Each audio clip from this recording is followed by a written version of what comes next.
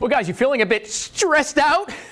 Take a dip in a good old jacuzzi. Yeah, it's National Hot Tub Day today. Now, hot tubs go all the way back to ancient times. The Romans built lavish bathhouses for communal bathing, socializing, and if you've seen Spartacus, you know what else. While Japanese hot springs were revered for their healing properties, so it's no surprise that hot tubs have several health benefits, including muscle relaxation, lowering your blood pressure, and hydrotherapy can even help improve your sleep. Now listen, I love a good hot tub, but I like to own the hot tub. I don't want to jump in the petri dish that is like a public hot tub or one in the gym. But I do love a good tubby. You know, a good soak. You sit back, glass of wine, listen to that bubble, feel the steam. You know, it's fun. When I was growing up, my mom had one, and you know, in the winter, we'd get in the hot tub, and all the snow's falling. If it was freezing rain, your hair would like be total ice, but you were really hot anyway. But yeah, you get out and you roll around in the snow, and then jump right back in. It's kind of fun. Sounds crazy, but it's true. It happens. A good old hot tub. Love that. We need one here. I need one in my office. What do you do about that? I wonder if Rich Wandover can build a hot tub in my office for me. I'm gonna work on that. All right, it is time for your first trivia question of the day in honor of National Hot Tub Day. The first jacuzzi, that's a brand, was released in what year? You think of jacuzzi like Kleenex, right? 49, 54, 68, or 72. I happen to know this is 68, or I believe it was 68. I was looking at redoing a bathroom, and jacuzzi, the company came out and they told me all about it. So I think, pretty certain it was 1968. Jacuzzi, it's a fun name. I think it was named after a guy or a family. There's a QR code, by the way, on the screen. Grab your phone and take a little ching and take a guess with us. Do you have a jacuzzi at the house? If so, can you text me your address? I want to take a tub today. I'm all into it. I want to take a tubby. What? All right. Here's some great ideas from Bold magazine on how to make a great first impression. You know, you can never make you can only make that first impression once. It's the first impression. All right. You can mirror body language when you talk to somebody. And I don't think you do like the mime thing, but mirror body language. Use a power pause. You know, Captain Kirk used the pause all the time. He stopped talking for no apparent reason. But a good power pause, certainly let the silence ring true. Ask a couple of questions that make you unforgettable. Ask about them. People like to talk about that. Use their name without overdoing it. You don't want to say, hey, Noah. Noah, it's so good to see you, Noah. Noah, tell me more about you, Noah. How is USC football, Noah? But use it a little bit. Stand out with your wardrobe. Dress fresh. Oh, yeah. And, of course, leave before the conversation gets stale. You know, you start going, yes, so how about them Cubs? It's time to go.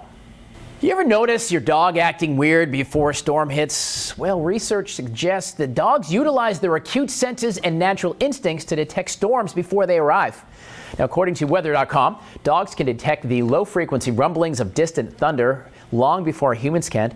And their heightened sense of smell can detect the scent of rain and ozone produced by lightning. They can also detect drops in the barometric pressure, a common precursor to storms. Common signs that a dog senses an impending storm include pacing, panting, trembling, hiding, wanting to stay in close contact with their owners. Nixon does that stuff sometimes, but man, I don't think he really cares too much. Storms don't bother him. He doesn't, when people knock on the door, very seldom does he even say anything. He just lays there. He's like the worst watchdog ever. Somebody break into my house, he'd be like, hey, the good stuff's over here.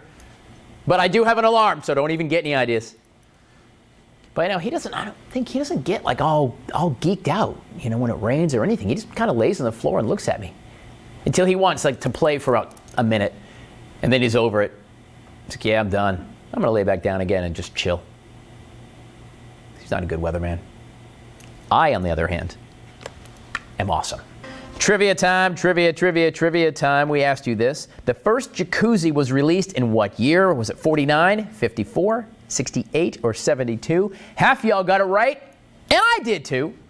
1968. Roy Jacuzzi created the world's first integrated whirlpool bath called the Roman, featuring integrated jets with a 50-50 air-to-water ratio. It just bubbled nice. Like I said, it's like a human petri dish. It's not as bad as a tub. You sit in like a tepid water of your own filth. Yeah. Well, you know, we talk about the American dream generally on Thursdays, but there are several features that can actually sell your home more than you expect. So a few things, little changes.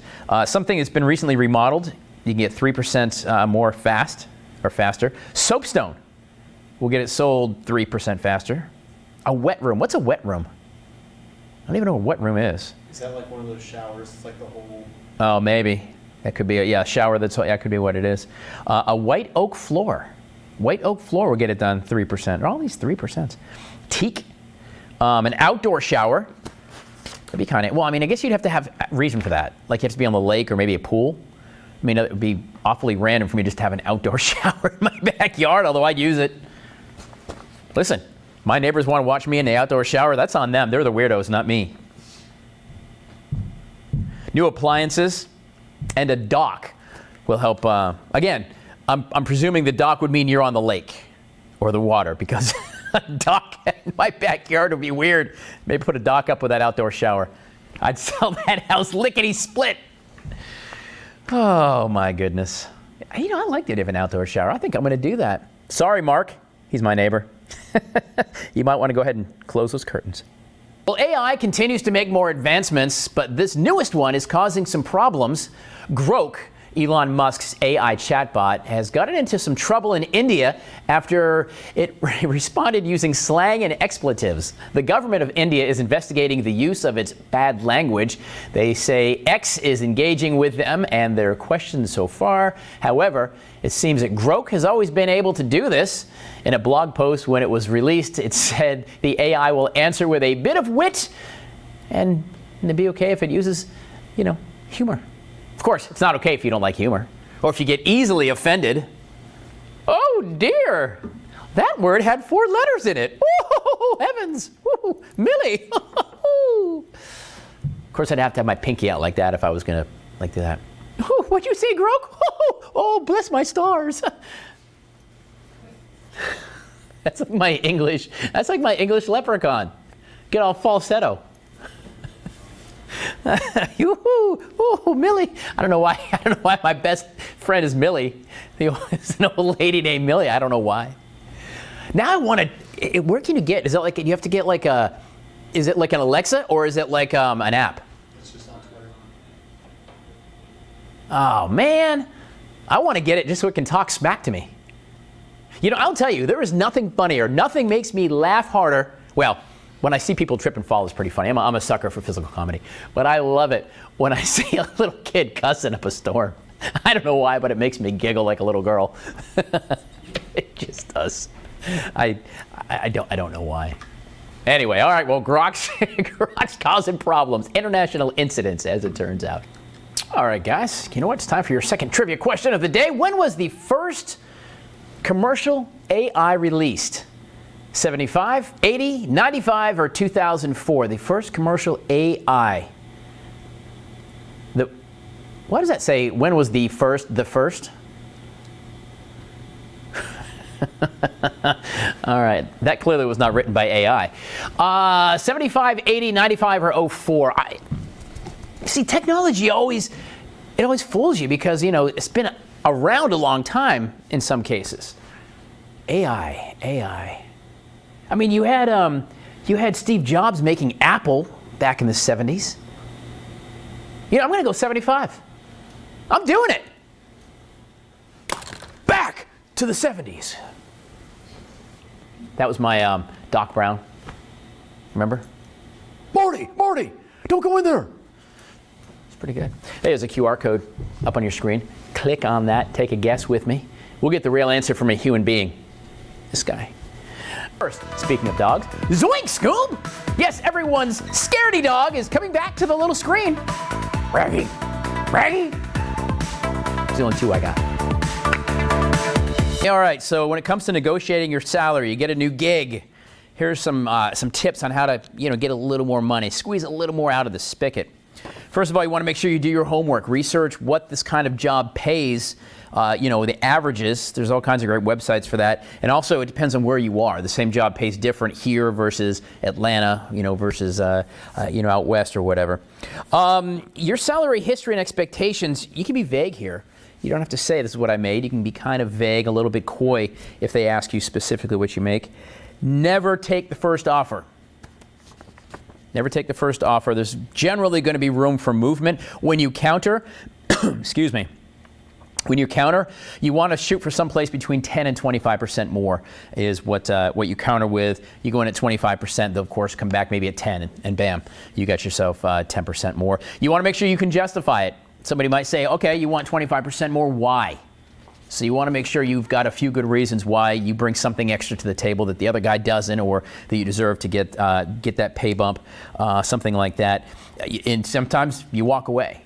Now it's a double-edged sword.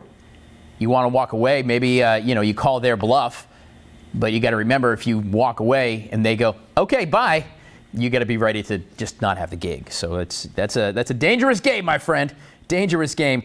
But take your time as well. When you get that offer, even if they get you that negotiated salary, take a day to look at the pay package, benefits, insurance, vacation, sick days. Don't just be like, yo, got it, I'll take it. Take your time, do it slowly, and overall that's going to help you get a few more bucks in your pocket when you're looking for that new gig or negotiating a new contract. Well, there is a new survey that shows that some things try that again. Some things you might miss while cleaning your house and you have guests coming over. A Reddit thread asked people some pretty gross things they noticed when visiting people's homes. Out of the 300 plus answers, some of the main things were a dirty bathroom, pet hair everywhere, dirty dishes in the sink, and the smell of your home. Now here's the thing, chances are they're never going to tell you about it. They're just going to judge you. Yeah, ooh, grody. So I'm trying to think, I will tell you that I was single for a long, long time, so, I haven't always necessarily been the pinnacle of cleanliness that I am these days. But there is something about coming home to, no dishes in the sink, a made bed, a commode that doesn't have a ring around it, or misfires. Yeah. Laundry, piles of laundry. But your friends aren't even going to tell you, so you don't even know. How do you know if your house smells? You get used to it. You walk in. I wish there was like a smell-o-meter. You walk in, be like, the odor. You pop it on. It's kind of like that thing in Ghostbusters. Where the things. What do you think? A smell-o-meter. Darn, that house smells bad. You go, okay. Time for some Febreze. Just an idea. Maybe just have a friend who's honest with you. Hey, can you stop by and smell my house? Would you be that friend? That guy, his smells terrible. Smell it. Are you that good a friend to somebody? Sure, I'll stop by and smell your house, Tyler. I guess. All right, trivia time. We asked you this. When was the first AI released? The answer is 1980. The first commercial AI was called Exxon. It was designed to assist in the ordering of computer systems. 55% of you guys got it right. And that's going to do it for us right here from News Central.